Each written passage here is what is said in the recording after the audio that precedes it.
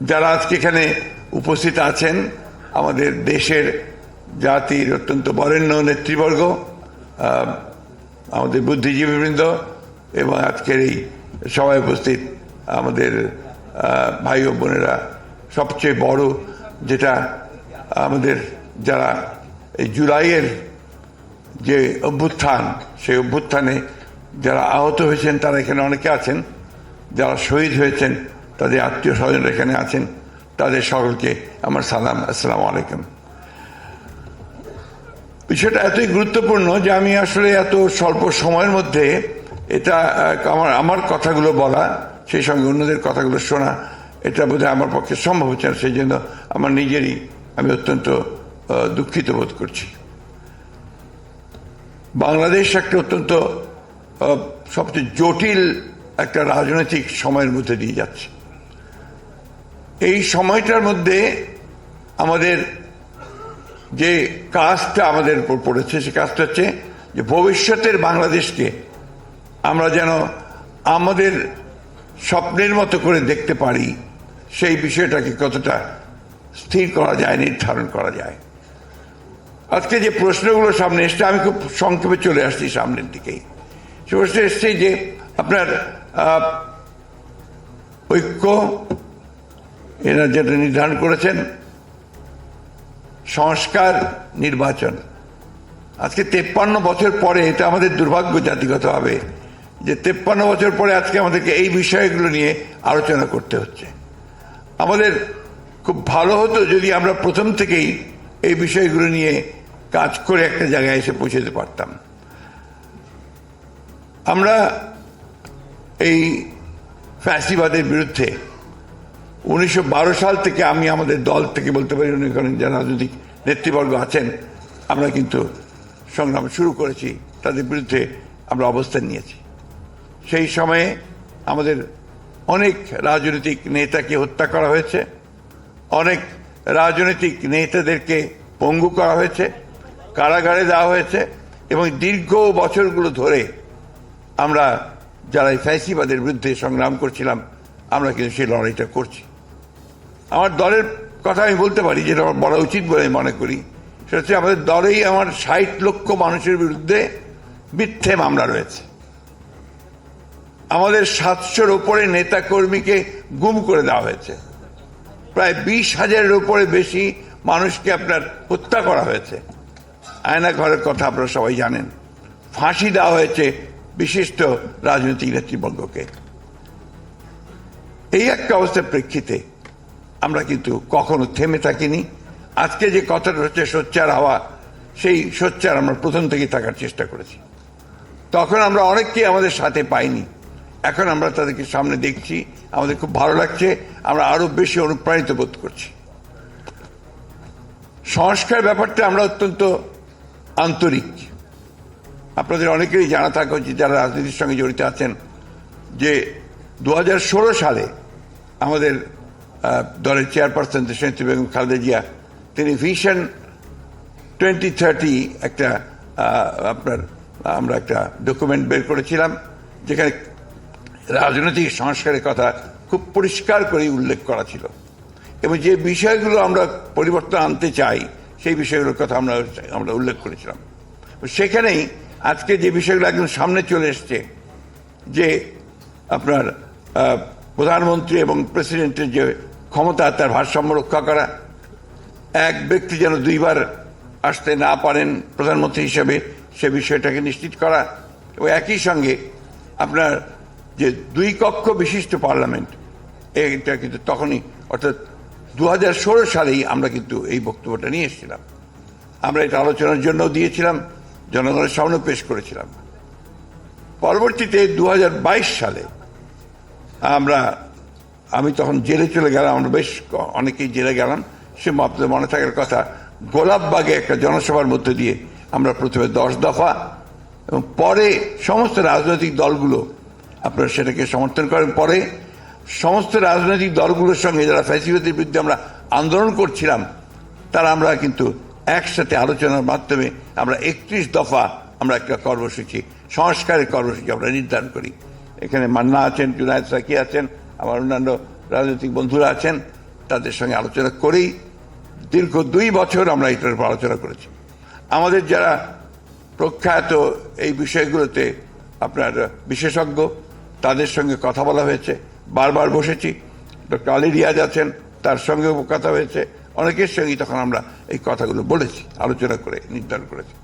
সুতরাং সংস্কার পক্ষে আমরা কিন্তু প্রথম থেকে। দুর্ভাগ্য আমাদের এখন কিছু কিছু বক্তব্য আসছে যে বিএনপি সংস্কার চায় না, নির্বাচন চায়। এই কথাটা সঠিক নয়। আমরা বারবার করে বলছি যে আমরা প্রয়োজনীয় সংস্কারটাকে শেষ করতে, ন্যূনতম যে সংস্কার প্রয়োজন একটা নির্বাচন করার জন্য, গ্রহণযোগ্য নির্বাচন করার জন্য, সেই সংস্কারটুকু করে আমরা নির্বাচনে যেতে চাই। আমরা নির্বাচনের কথা বলছি কেন? এ কথা ডক্টর রিয়াজ বলেছেন, সবাই বলছেন, আর এটা বাস্তব যে গণতান্ত্রিক একটা ব্যবস্থায় যাওয়ার জন্য নির্বাচন হচ্ছে প্রধান ফটক, প্রধান দরজা, গেটওয়ে টু ডেমোক্রেসি। আমার কাছে মনে হয় যে আমাদের প্রধান সমস্যাটা কোথায়? আমাদের প্রধান সমস্যা যে এই দেশে গণতান্ত্রিক চর্চাই হয়নি, এখানে সংস্কৃতি গড়ে ওঠেনি। একটা যে কথাটা বারবার এসছে যে এখানে একটা ডেমোক্রেটিক কালচার যদি না থাকে, তাহলে আপনি সেই ডেমোক্রেসিকে বারবার বলতে হচ্ছে আমাদেরকে এটা করতে হবে, এটা করতে হবে, এটা ডেমোক্রেসি, এটা এইভাবে যেতে হবে। এই জিনিসগুলো কিন্তু আপনার একটা কাল চর্চা ছাড়া, বারবার প্র্যাকটিস করা ছাড়া কিন্তু সেটা গড়ে উঠবে না। ইম্পোজ করে কোনো কিছু করা সম্ভব হবে না।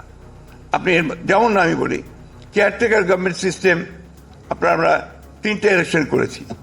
এই 3টে ইলেকশন, প্রত্যেকটি ইলেকশন কিন্তু একটা চালকে ভালো হয়েছে এবং গ্রহণযোগ্য হয়েছে। অর্থাৎ কেয়ারটেকার সিস্টেম আপনার মানুষ গ্রহণ করেছে এবং তারা সেটাকে অত্যন্ত জরুরি মনে করেছে, এটা মানুষের কাছে। একইভাবে আমরা যদি প্রেসিডেন্সিয়াল ফর্ম অফ গভর্নমেন্টে চলে যেতাম বা অন্য কিছু দিতাম, সেটা ওই মুহূর্তে কিন্তু জনগণ সেইভাবে গ্রহণ করতো না, আমার কাছে মনে হয়েছে। আমি আপনার তাত্ত্বিক নই, আমি কোনো আপনার রাজনীতি কোনো বিশেষজ্ঞ নই, আমি একেবারে মাঠ কর্মী একজন। আমি পৌরসভার চেয়ারম্যান থেকে আপনার আমার রাজনৈতিক জীবন শুরু করেছি।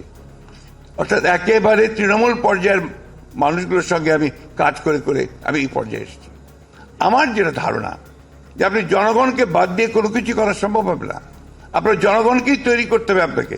অর্থাৎ আমরা আজকে যে প্রক্রিয়া চলছে আমি স্বাগত জানাই, কিন্তু আমি একটা অনুরোধ করব, আজকে যারা কমিশনগুলোতে আছেন তারা জনগণের সঙ্গে ইন্টারাক্ট করার ব্যবস্থাটা রাখবেন।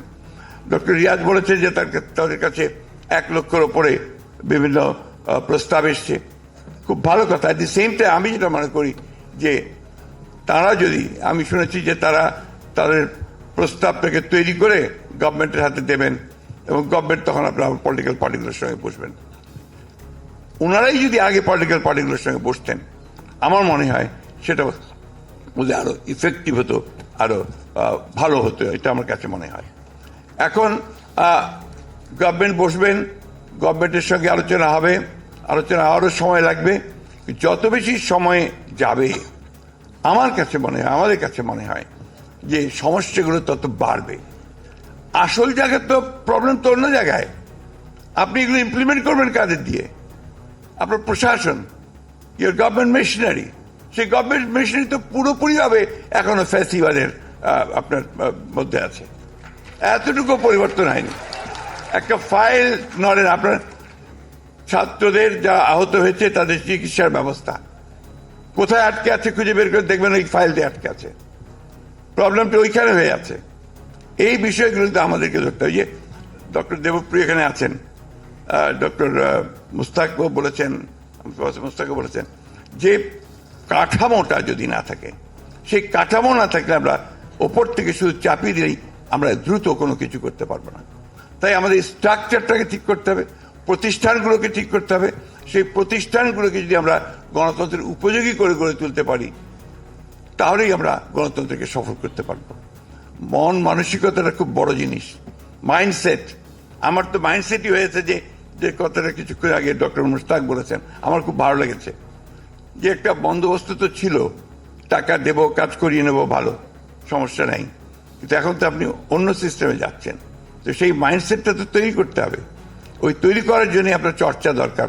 আমাকে গণতন্ত্রকে চর্চা করতে, ভুল হবে, ত্রুটি হবে, কিন্তু ওর মধ্যে দিয়ে আপনাকে ডেমোক্রেটিক সিস্টেমকে কাজে নিয়ে যেতে হবে। আগে সামনের দিকে নিয়ে যেতে হবে। আমি বক্তব্য দীর্ঘ করবো না, কারণ এখানে আরো আছেন অনেকেই বক্তব্য করবেন। শুধু একটা কথা বলতে চাই, খুব জরুরি কথা আমার কাছে মনে হয়েছে, যে আমরা যেন ৭১কে ভুলে না যাই। ১৯৭১ সাল, এটাকে যেন আমরা কখনো ভুলে না যাই। আমরা যেন এই যে তারপরে ধারাবাহিক গণতন্ত্রের যে যেন সংগ্রাম, লড়াই ৭১-এর পর থেকে, সেই সংগ্রাম প্রত্যেকেই আমাদের মনে রাখা দরকার। এবং সেই লড়াইয়ের মধ্যে দিয়ে আজকে আমরা ছাত্রদের ত্যাগের মধ্য দিয়ে, তাদের আত্মত্যাগের মধ্যে দিয়ে আজকে আমরা এই জায়গায় এসে উপস্থিত হই। সুতরাং আমরা আপনাদেরকে এটুকু নিশ্চয়তা দিতে পারি, বলতে পারি যে আমাদের দলের পক্ষ থেকে আমরা সব সময়ই গণতন্ত্রের সংস্কারের পক্ষে, অর্থাৎ গণতন্ত্রে পৌঁছানোর জন্য প্রয়োজনীয় সংস্কার তার আমরা পক্ষে, তার জন্য আমরা কাজ করেছি, করব ভবিষ্যতে। কিন্তু একই সঙ্গে আমরা মনে করি যে জনগণকে বাদ দিয়ে কোনো কিছু করাই, ওপর থেকে আপনার চাপিয়ে দিয়ে কোনো কিছু করা যাবে না। সুতরাং আমরা সকলকে সঙ্গে নিয়েই সেই কাজগুলো করব। ধন্যবাদ সকলকে। আসসালামু আলাইকুম।